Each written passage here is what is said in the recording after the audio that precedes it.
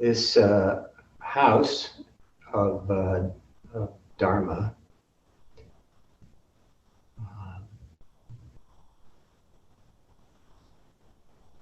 specializes in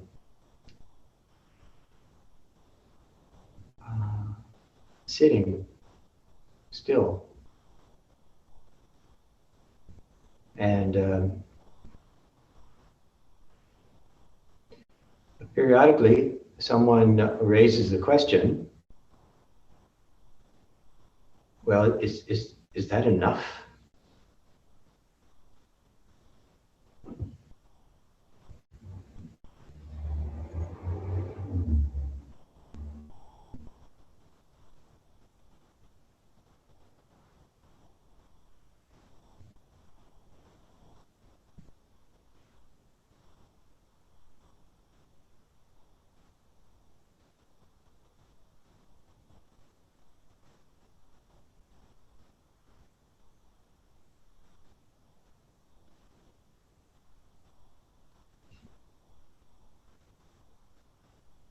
I won't try to answer that question for you.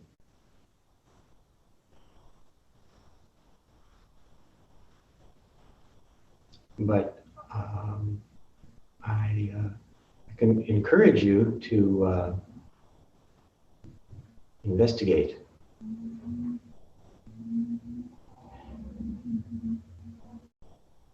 If you look at our Zen stories or the collection of Dogen's Dharma talks in the Eihei Koroku, you'll see, there are many number of occasions where, for instance, Dogen or one of our other Buddha ancestors is speaking, and then we'll make a gesture.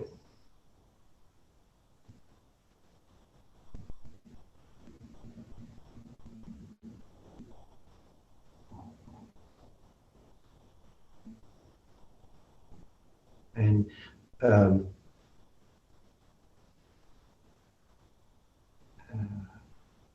moments like that have been called, well, enigmatic, for instance, puzzling.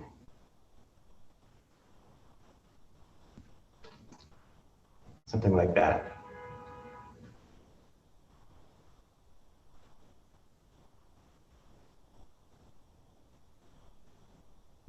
But what they do is, well,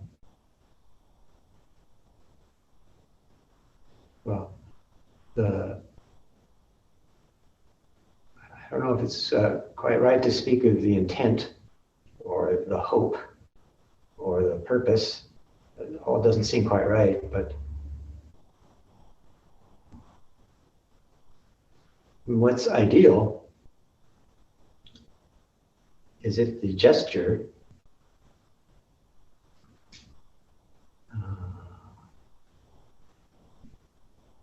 brings forth an echo in your own body-mind,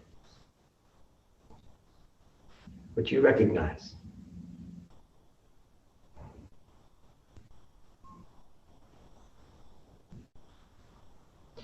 Of course, it does bring forth an echo in your own body-mind.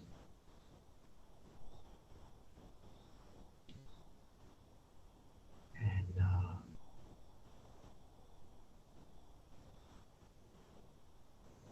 maybe the recognition, maybe it lags a little bit.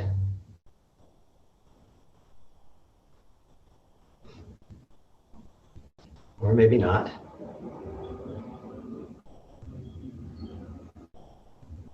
But that's the crucial aspect.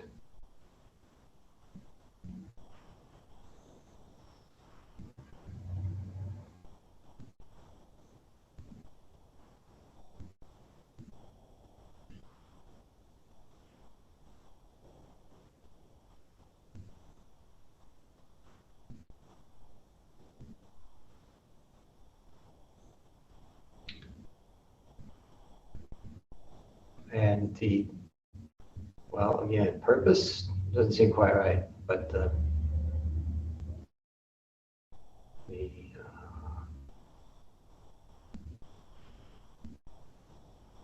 you could say one face of sitting, our sitting practice, is simply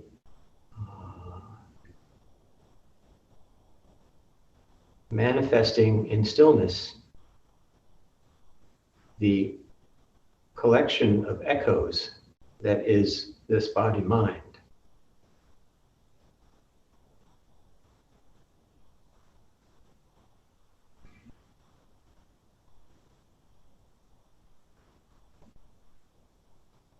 Now, I'm perfectly aware it may not seem that way. Oh, also somebody reminded me, tempting as it is, don't look at the TV, look at the camera. So I'm working on that, but it's much more interesting to look at you guys. Someone said, well, it looks like you're staring off into the distance. And I thought, well, maybe that's not so bad.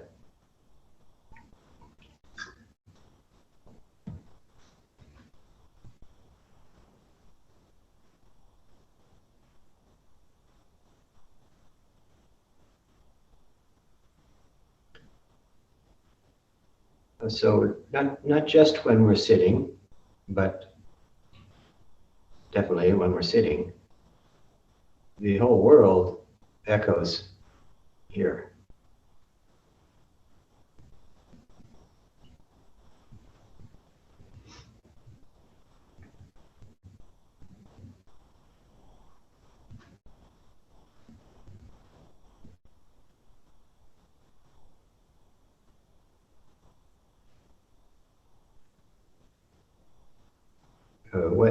What else is this body mind but that?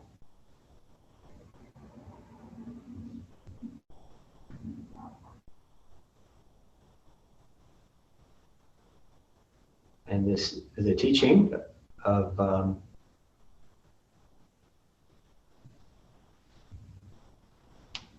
following the stream to the source is simply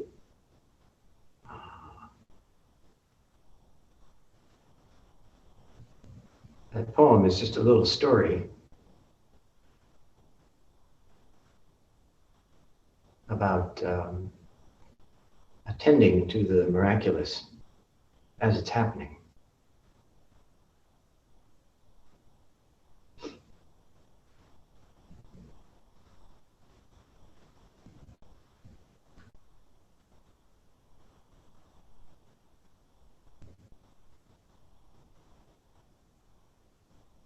And as we say, without grasping or rejecting. Even though grasping and rejecting are just echoes.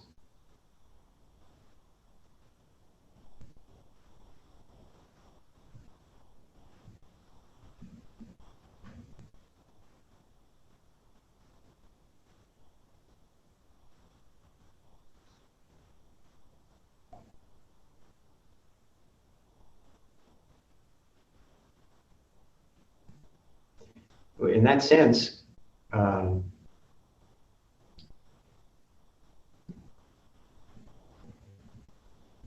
what we call sitting practice is enough.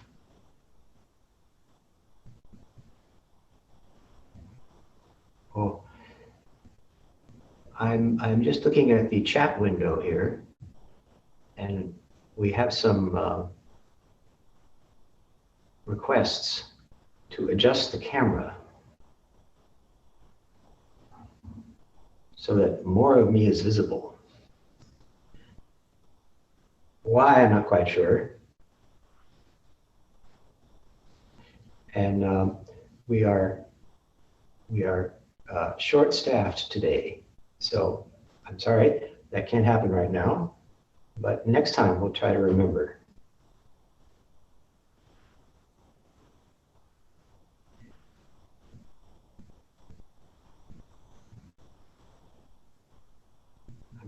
pretty sure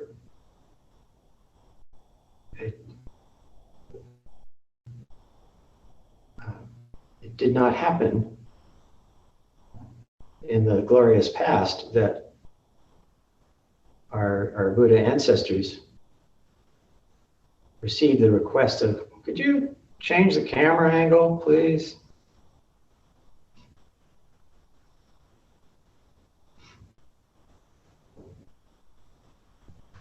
But then again,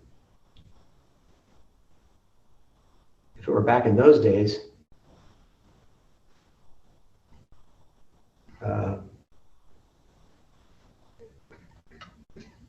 maybe everybody would be dead from some bug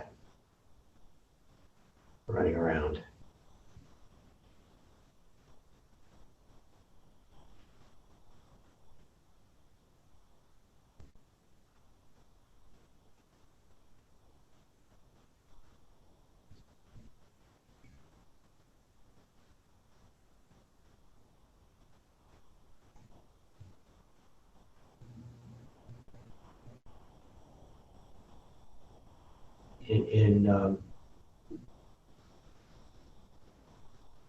In the seminar I attend with my teacher, we were looking at Dogen's essay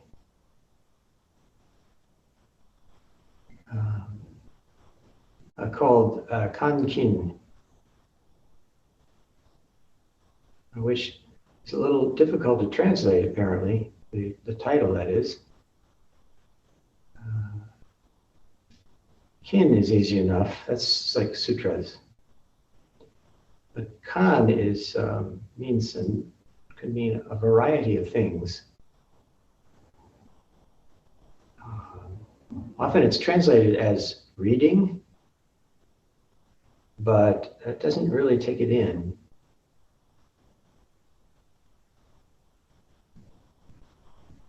It can mean all manner of things in addition to reading.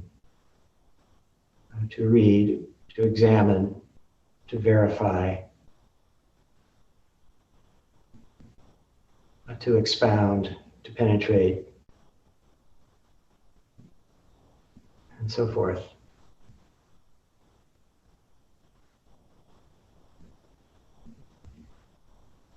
And there are a number of stories in there that Dogen draws from our collections.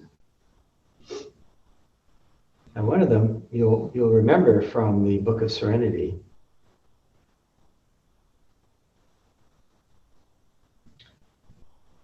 Where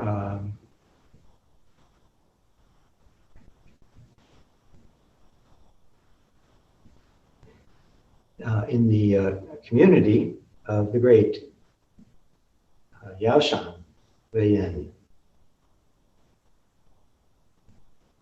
master at Cloudy Cliffs.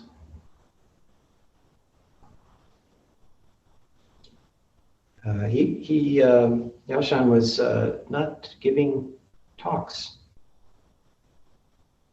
And people were waiting for him to give a talk, and he wasn't.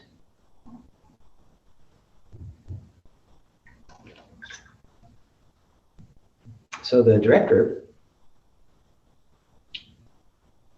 came and said,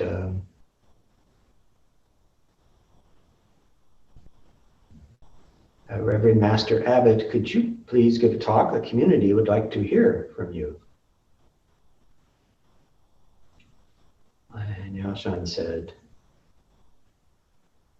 very well, strike the bell and summon the assembly.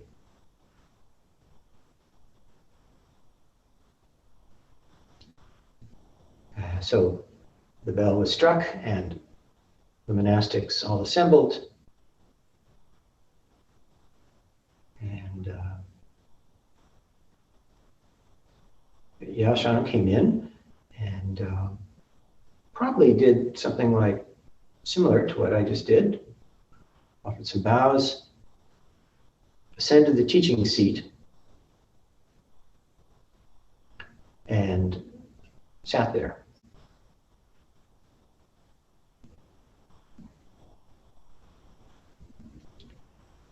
Some time passed, and he didn't say anything.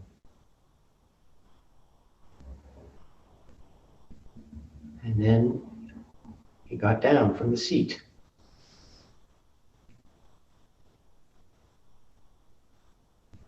And maybe he did some more vows and then returned to the abbot's quarters.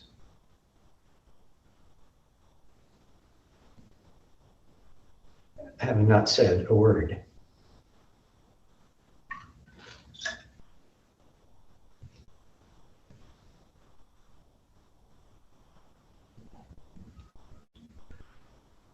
So, unsurprisingly, the director showed up again and said,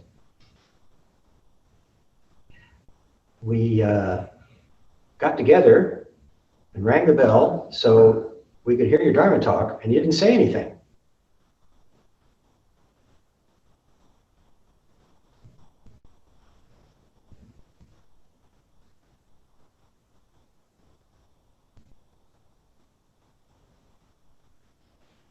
And so Yaoshan says, these famous lines, for sutras, there are sutra teachers.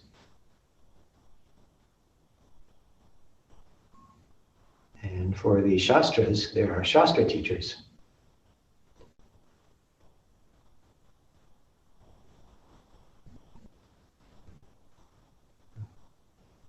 Why do you importune this old monk?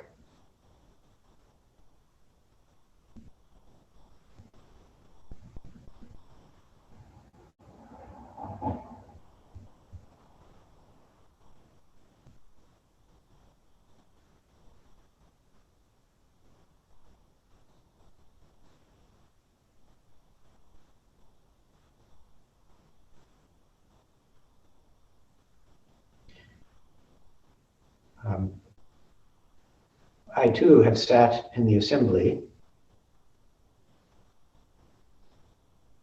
for what seemed like long periods of time, waiting for my teacher to speak. And once in a while, he wouldn't. Or, half an hour would go by in silence.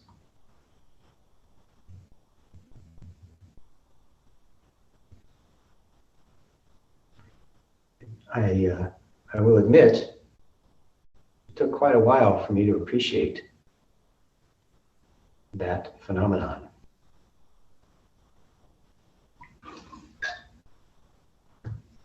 But it had to do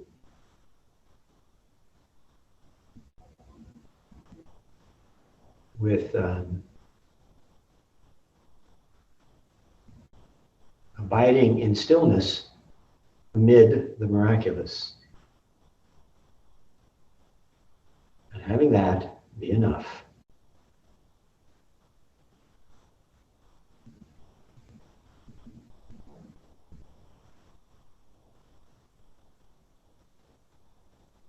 Now, sometimes in the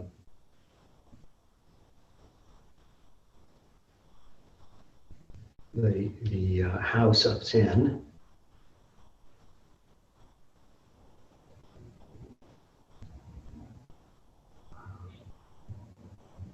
people feel the need to add to that.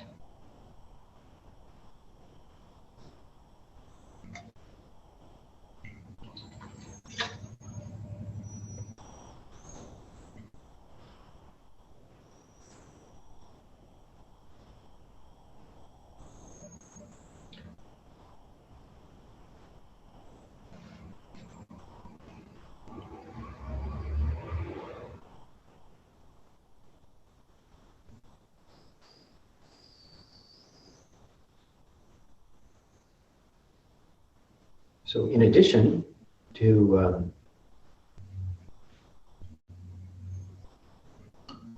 abiding in stillness,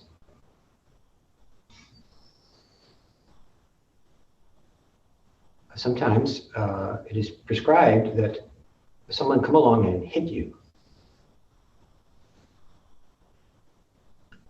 or yell at you.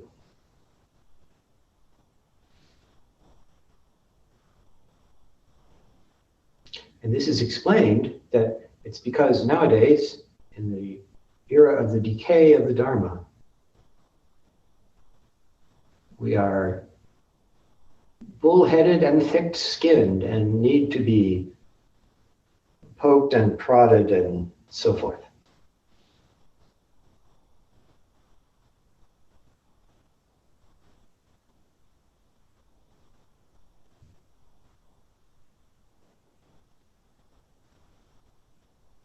But I would say that is an excuse for coarse behavior, and I reject it.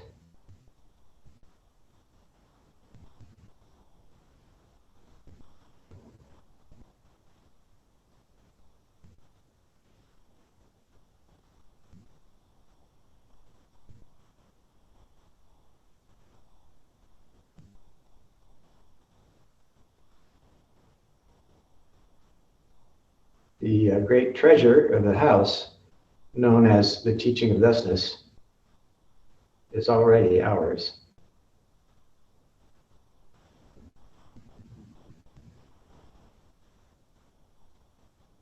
So I wouldn't recommend going looking for anything else.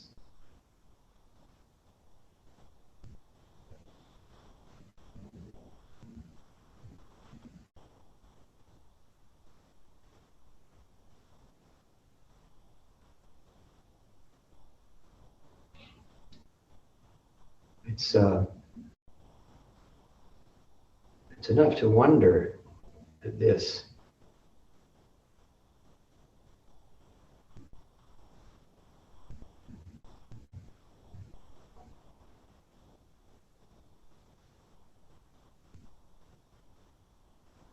And when we're seated at the source, which of course is where we're seated,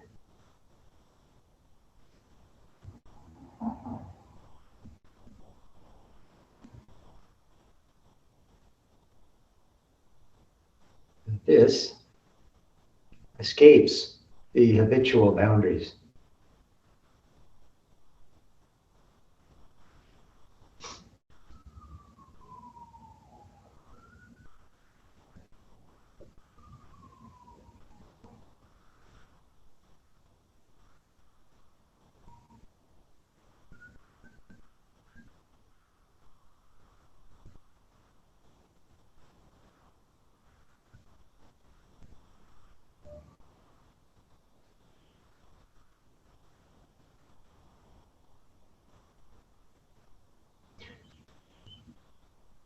Ancestor Yashan, by the way, didn't usually didn't allow his monastics to read sutras.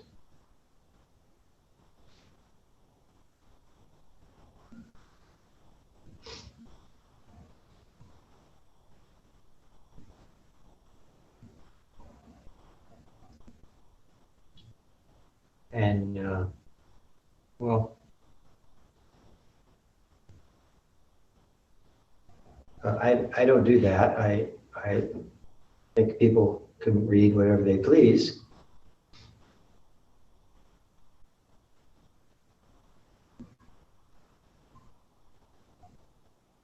Well, I think it's good if we really understand what is happening when we read the sutras.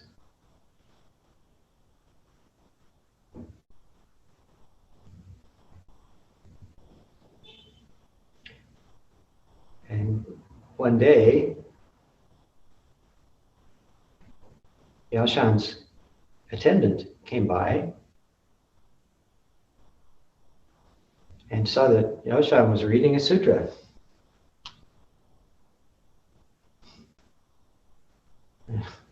The Jisha was startled and said, Teacher, it looks like you're reading a sutra.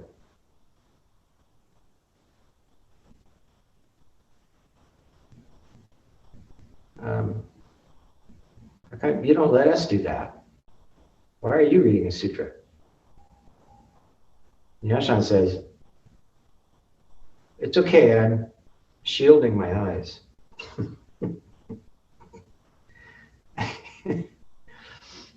That's a joke, folks. It's actually very funny. Okay, never mind. But anyway, it suggests that Master Yashan knew what was happening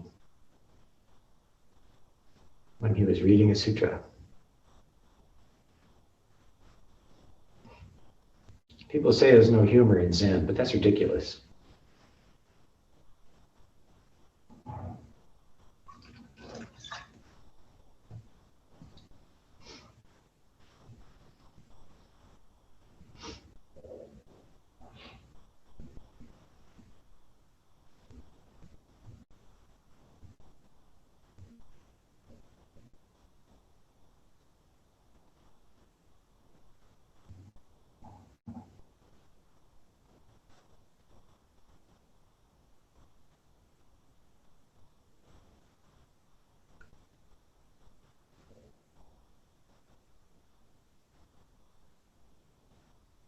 Just see what's happening right now.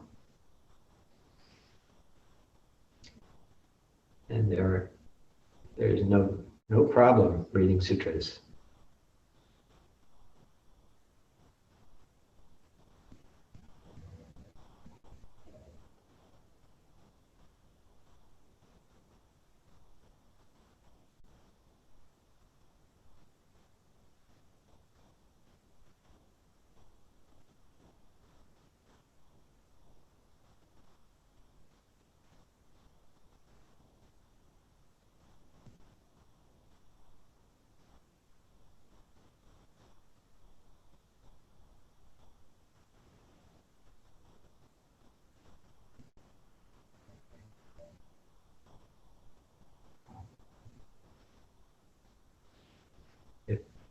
If you are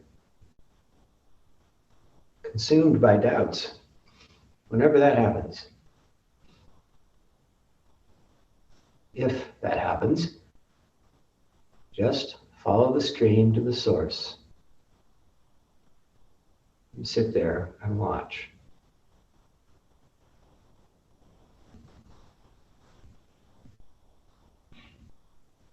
And if you think you know what's happening, keep watching.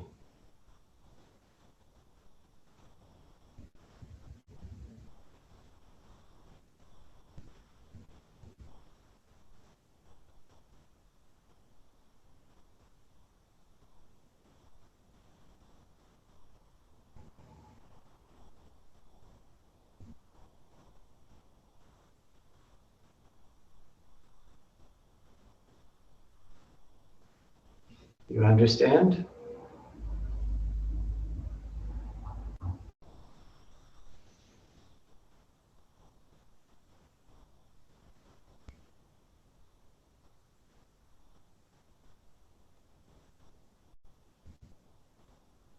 Maybe there are some questions or comments.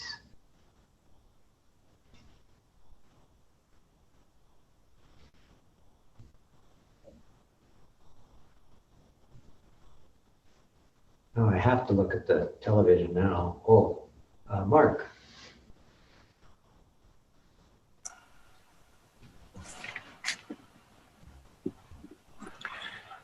So you explained that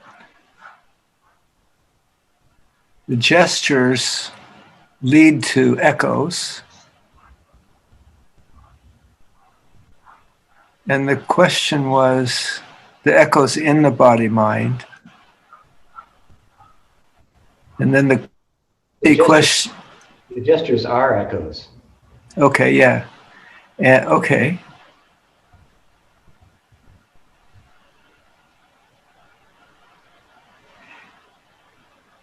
And then the pithy question, what else is there? And my question is, I mean, that sits there. And my question is, what does sitting have to do with it?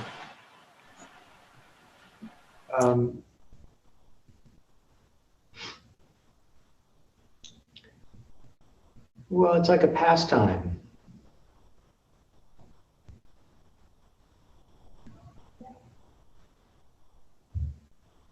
Most of us, it seems like we could use a little help appreciating the miraculous. So that's all.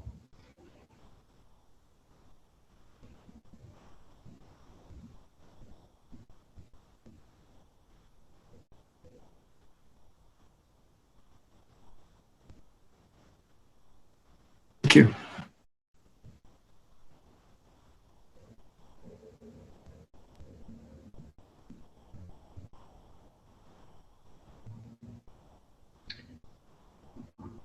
Okay, all is silent.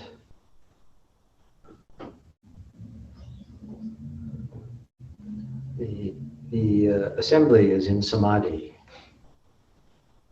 That's great.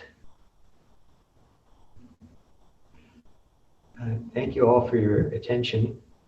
Oh, I'm sorry. Did I miss something? No. Okay. Thank you all for your attention.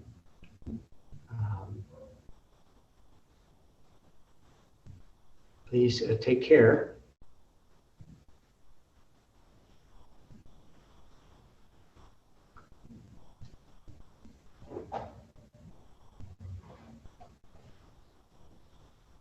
There's, I forget who has this expression.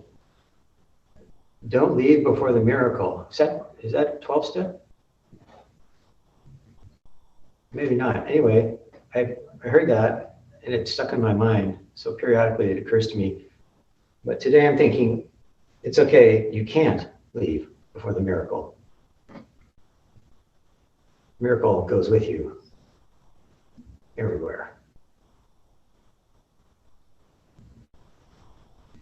Do we have a council meeting today? No. Oh. Yeah. Oh, I think ordinarily this is the council meeting weekend, but we're thinking we'll wait a month, especially since our facilitator is not available today. So next time.